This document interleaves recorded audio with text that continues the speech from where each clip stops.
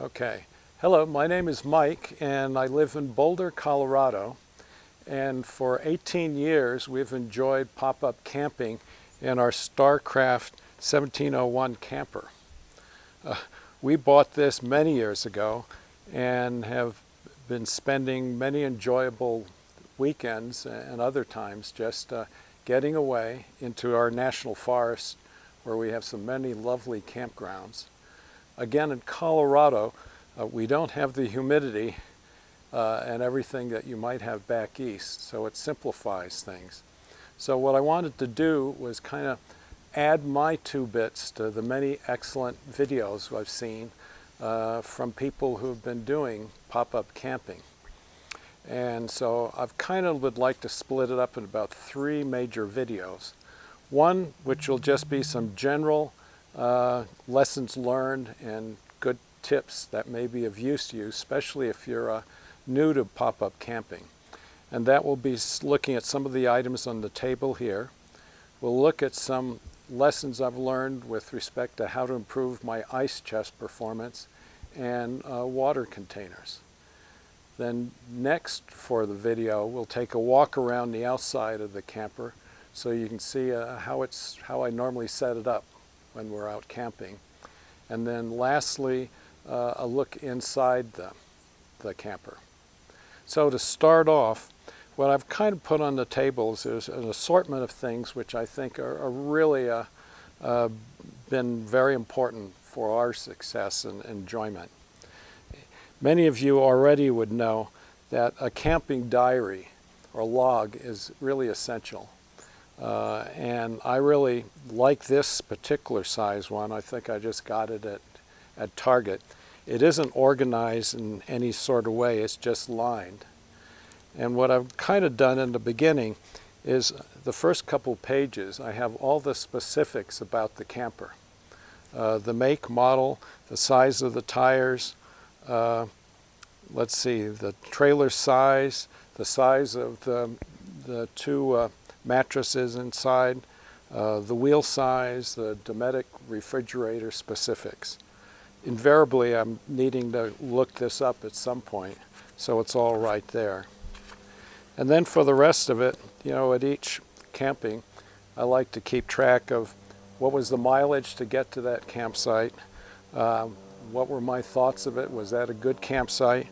And I also started kind of tracking the performance of both my outside temperature and the refrigerator, trying to get a handle on how much can I really count on it, particularly in warm weather. So this is definitely a must.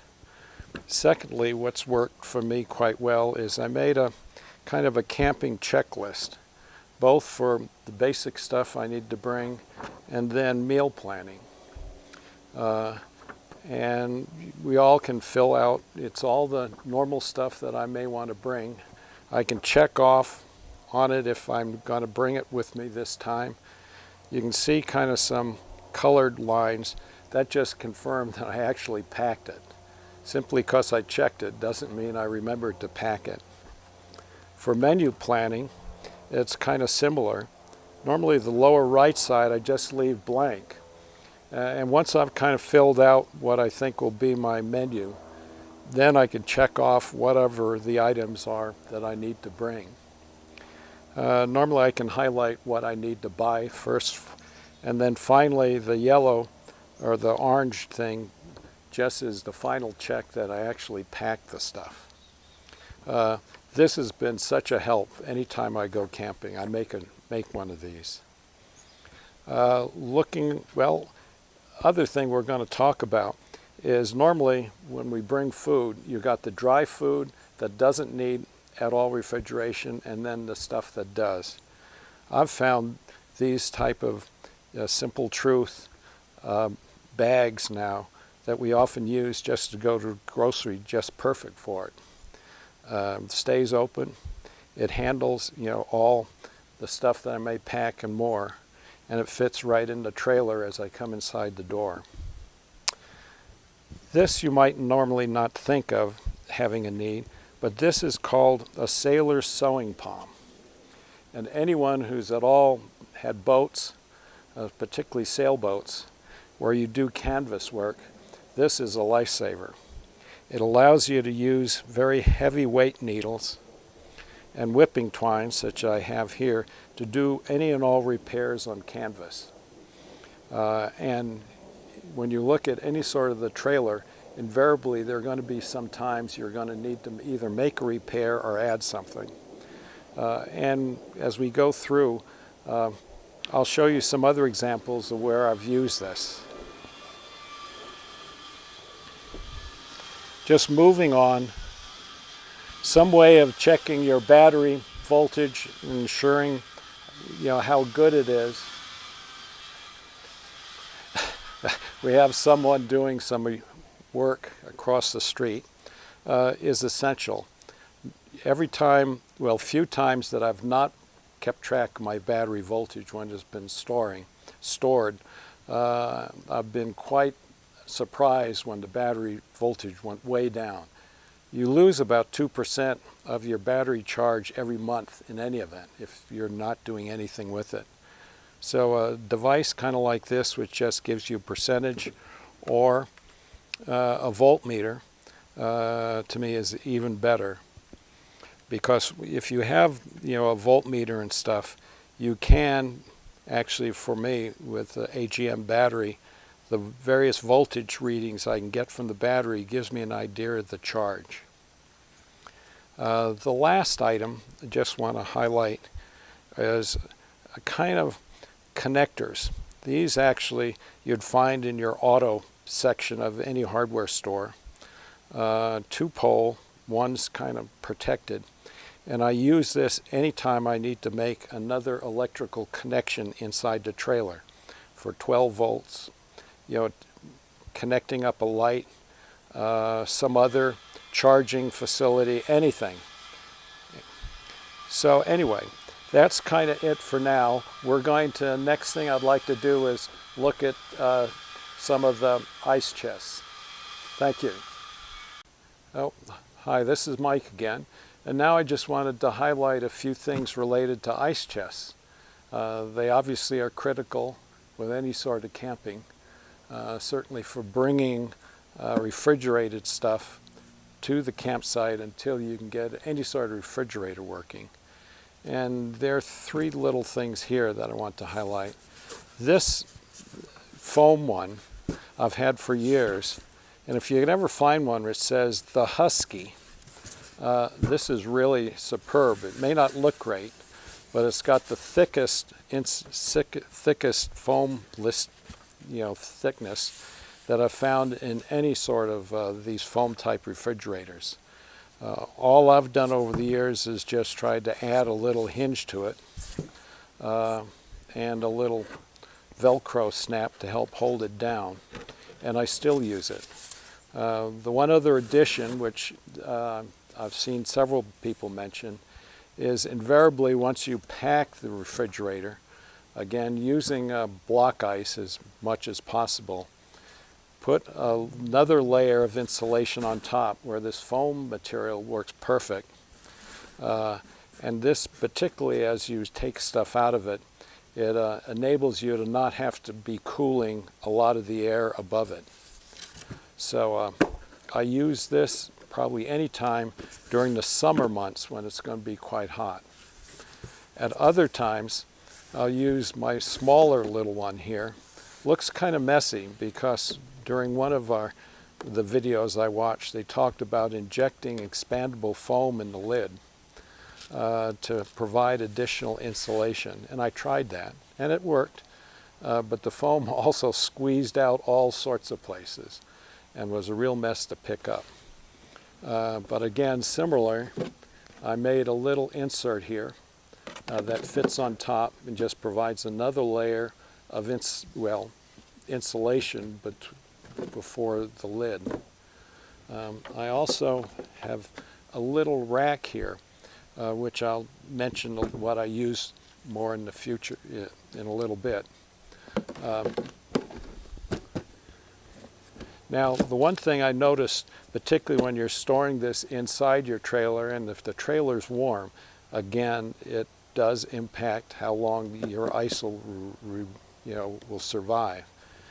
And as we'll be talking about more, Reflectix and how useful that is for just window panels here to help keep out the heat during the summer months. I also had some excess Reflectix, so I thought, well, maybe just make a cover.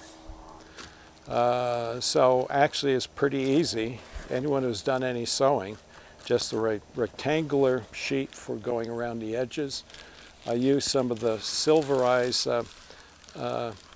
tape, duct tape, to hold it together, cut out a top part, and then just use my sewing palm and my needles and my whipping twine to sew on the lid. And I've noticed that this is very helpful in extending the life of whatever ice and stuff I have in here, and particularly when I'm traveling in the car with this. The last item, which just I started fiddling around lately, is when I head out in midsummer and it's 80, 90 degrees and stuff, it takes a fair amount of time for the refrigerator to really get to the point you can cool it down. So what I've kind of done the last couple trips is at our local King Soopers, I bought a small chunk of dry ice, which then is wrapped up in heavy brown paper. Plop it in here, and I take this with me when we go out camping. The first thing I'll do once the trailer's set up, I'll take that piece of dry ice, still wrapped up in brown paper, and stick it in the refrigerator. And within 20 minutes, easily it'll be cooled down to where I could start moving certainly drinks and other stuff into the other refrigerator. If I notice the temperature is dropping even further, what I can do, since I've taken some of the items out of here, I can take the dry ice bag from there, put my little grate on top of the rest of the food, and put the dry ice plop in here, which I will mention a little later. I've started bringing some of these frozen single meals that are designed to be put inside a microwave for heating. And they work perfectly to be reheated in a pressure cooker. So if I have some of them remaining in here, just put this on top, the dry ice, plop, put this on as the cover, and it further extends how long the ice will last. So anyway, those are some thoughts that may be of use to you at some point. Okay. Well, continuing on, the last items I want to point out in this video are just items that I use for taking water with us when we go camping. Obviously, the camper itself has 7 gallons in there, and during the beginning of the season, we obviously have to sanitize it. And even though you rinse it out, quite often you'll still have the slight Clorox type flavor when you drink from it. Still, it's perfectly all right. I use it primarily now for washing dishes and cleanup. So I normally bring along a 3-gallon container, which becomes my main drinking water source when I need some water, although I certainly can take it from our tap. I have an inflatable one that I kind of have for an emergency, but also anytime we end up doing a campfire, I make sure I have a full water container right next to it as needed. If you've ever had to try and refill your camper container water while you're out away from home, invariably it's a challenge because the socket itself is straight up and down. So I simply took what was kind of a larger funnel and just kind of cut it with kind of a heat knife so I could make it into a funnel that can go straight in, and I can just pour the water straight on top. And so I always take that with me, and it's been quite useful. When I'm camping during the summer, it's certainly nice to have some ice water available for cold drinks and stuff.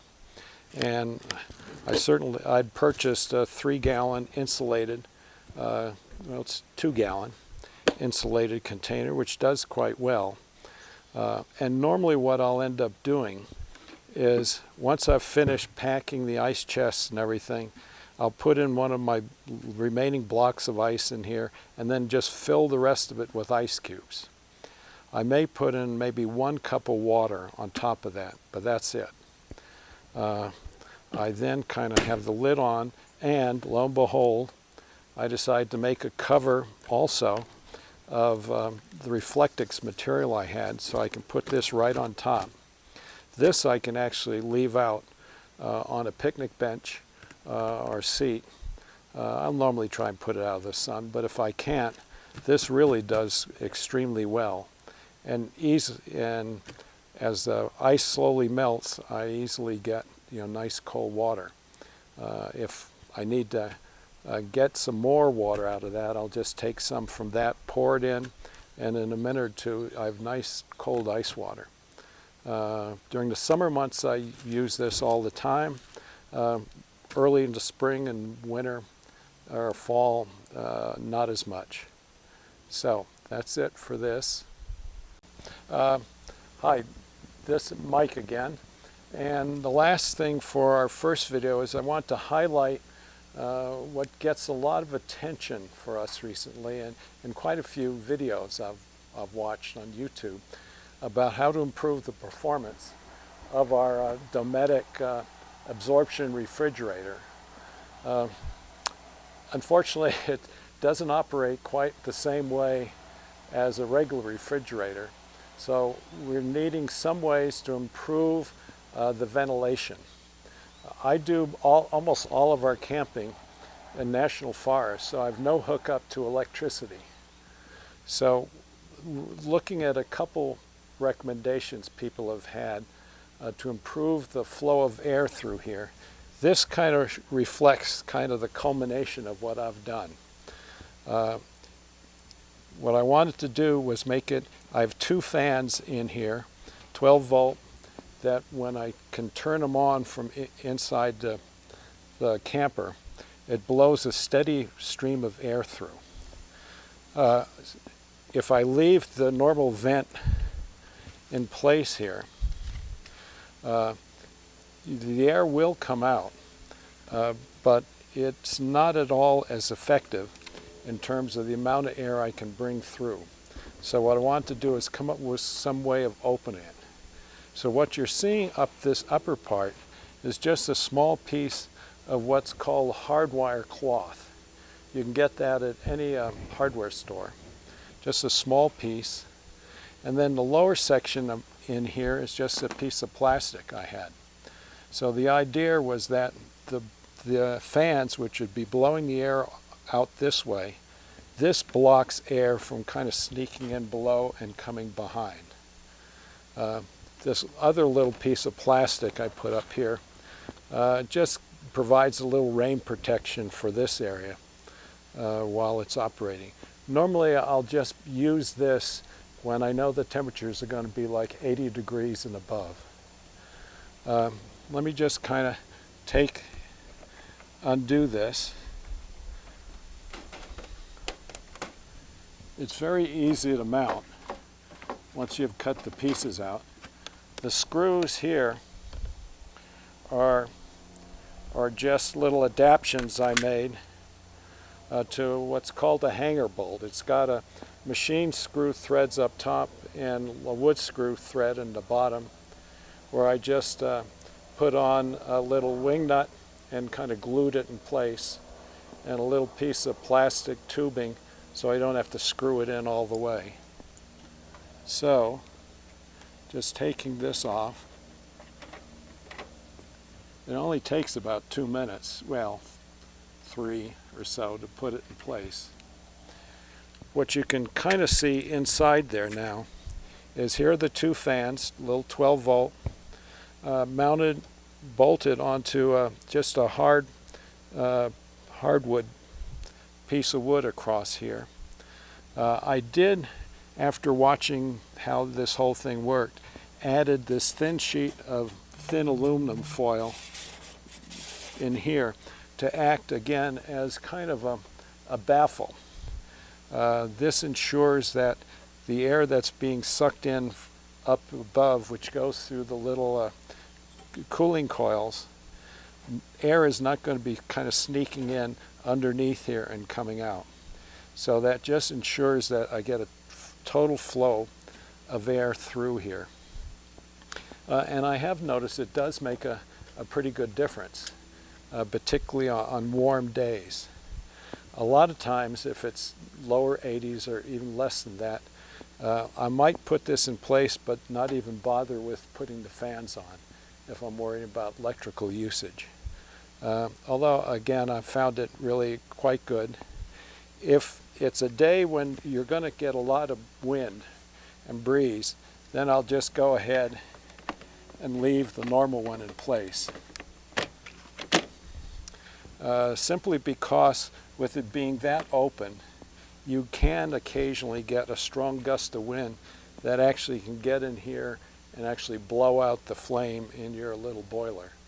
But that's, I think, only occurred for me about once. So again, this is some ideas, taking it a little further from what you may have seen from other videos. But it certainly has helped my poor little refrigerator to continue to operate when it gets quite warm. Again, the thing that I have kind of learned, supposedly, is the absorption type refrigerator at best can only do about 30-degree difference between the ambient temperature, which the coils face, and the inside.